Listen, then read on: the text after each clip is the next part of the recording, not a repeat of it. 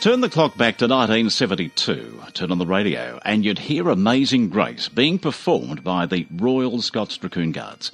It reached number 1 on the music charts right around the world, remained there for some 5 weeks, selling over 7 million copies worldwide.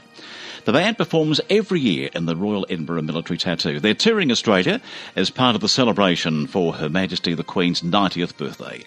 Tony Brady is the producer here in Australia of the Royal Scott Dragoon Guard, and he's online now, taking time out of his very busy schedule. Tony, nice to have you with us on Casey Radio. Andrew, nice to talk to you. Thank you. Yeah, thanks for joining us, mate. Gee, what a job you've got, eh? Producing this for Australia. It's been a big project, yeah. How'd you go about producing it? Well, it's been an 18-month project, and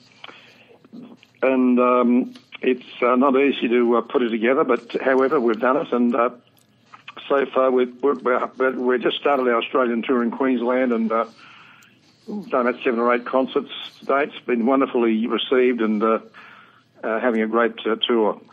So we're looking forward very much to coming down to Victoria. Yes, you'll be down this neck of the woods on the 24th of October. We'll talk more about that in a moment's time. There's something about the bagpipes, isn't there? I grew up as a kid with my sister doing Highland dancing, so I was very in tune with the bagpipes on a regular basis, the flings and all those sorts of things that she would do. What does it mean to you? I mean, to say, I get sort of goosebumps every time I hear the bagpipes going, particularly Amazing Grace, which hit the charts in 1972. What does it do to you? It's a very emotive. It's a very emotive experience to sit into a concert hall and hear these guys play. It's a wonderful sound. The interesting thing that the musical arrangers did some years ago was they decided to blend the sound of pipes and drums with electronic sounds and keyboards and instruments, and so we're hearing today a rather contemporary sound of pipes and drums. Not your typical marching band that you hear up and down the streets. And it's a wonderful, wonderful sound. In fact, a lot of audience the other night in Brisbane, the concert hall where we played a few days ago, were just totally moved with emotion at the sound, because it's something quite special. Tony, how was it back in 1972 when that big hit of Amazing Grace came out? Who would have thought that an instrumental with bagpipes would have made number 1 on the charts? It's just amazing. Isn't it? Yes, it's amazing. Isn't it? Yes, it is. Again, it was an experimental music track they put down for Universal Music, and again, their arrangers were responsible to make that such a big success. Well, there are many songs, of course. I've got one to play at the end of the interview here too. Dances with Wolves comes to mind. Oh, yes. Going Wonderful. Home with Mark Knopfler. Now, yes. What a song that was. What a recording. Yes, well, he particularly wanted to record with the Guards. He very much admired what they did, and he obviously heard their recordings previously, and he certainly made that hit, made that a huge hit. It was a big, big hit. Yeah. Yeah, it certainly was. What's your background in producing and so on? Well, I've been producing now for a number of years, Drew. I've managed a lot of international artists and Australian artists over a long, long period of time, and in the probably last 10 or 15 years, we've been producing special musical concerts for the Australian market, and indeed for international markets as well. Tony, where do you think this one sits for you? Oh, this is one of the best, one of the tops. It's very unique.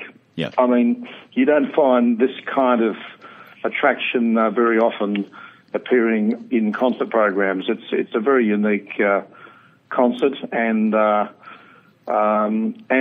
very royal, if I may, or regal, if I may say, because obviously they're part of a royal regiment from Scotland. Her Majesty the Queen is their Colonel-in-Chief, and they often play for the Queen, and she requests them to come to play at various events for her.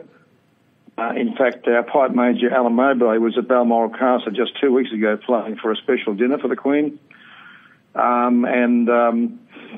It's, as I said, it's a unique attraction. There are not many such concert attractions like this around the world. How do they select the members of the band? Say that again? How do they select the members of the band? Well, of course, the members join the band as army. I mean, they are primarily soldiers, and they apply to join the British Army for this particular regiment in Edinburgh, Scotland. And the guys that join obviously have would like to have a musical training as well. Some of them may have musical skills already prior to joining. But part of their training is the music school as well as the soldiering.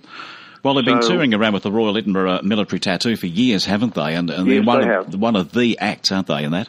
They are. You'd say they're one of the leading military bands in the tattoo, and they always lead the tattoo off every year in Edinburgh Castle, where I had the pleasure of seeing them last August 2015, that is.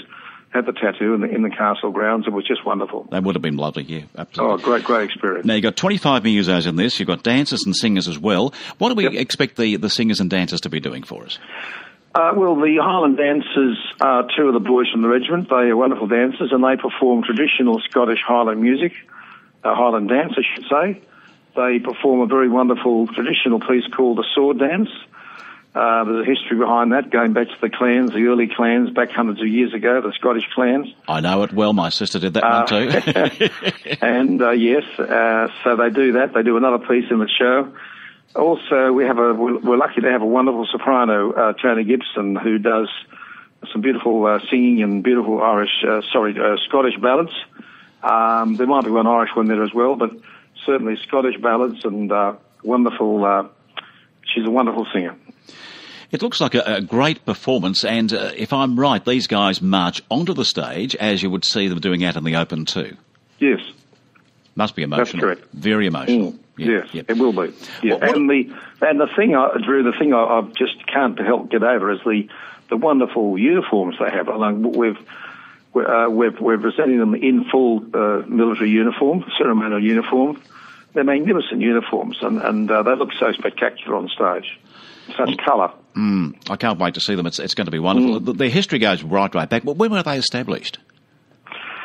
Well, look, they go right back, would you be, about 350 years ago. They were a cavalry unit, the original regiment back in the early days. In the 1920s, they became more modernised with mechanical horses, i.e. tanks or armoured vehicles in that early period. But they're still technically called a cavalry unit.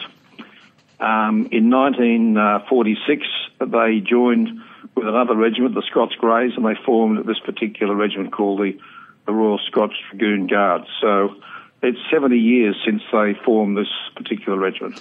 And I was reading too, they've done many competitions and won too. There was 1982 comes to mind. 1987 too, they were under Major John Bruce in those days. Yes, that's correct. And they've travelled the world doing competitions, the European Championships, 10th place there in the World Championships, and that's really something to talk about, isn't it? Yes, they perform regularly in the various World Championships. Well, they're not to be missed, and they're coming down our neck of the woods, Tony, Monday the 24th of October and Thursday the 10th of November at the Hamer Hall. Now, it's a great venue, you know that one well, I'm sure. Yes, it is. It's the Arts Centre in Melbourne. So Monday, looking forward to that. the 24th of October, then into November, as I said, the 10th again at Hamer Hall, then coming down to Frankston, our neck of the woods, the Frankston Arts Centre on the 11th of November, and the West Gippsland Arts Centre in Warrigal, just down the road from us here, on the 16th of November. That's right. These guys are not to be missed, mate, are they? No, look, they're, as I said, there's something special, and the audiences up here in Queensland today just loved them. Been great success. Well, we're so lucky to have them down here in Victoria and right around Australia for that matter, Tony. I wish you well, mate, with the rest of the tour, and we'll see you down here in a couple of weeks' time. Okay, Thank you, Tony. Thanks, Drew. Thank you very much. Thanks for calling. Bye. All the best.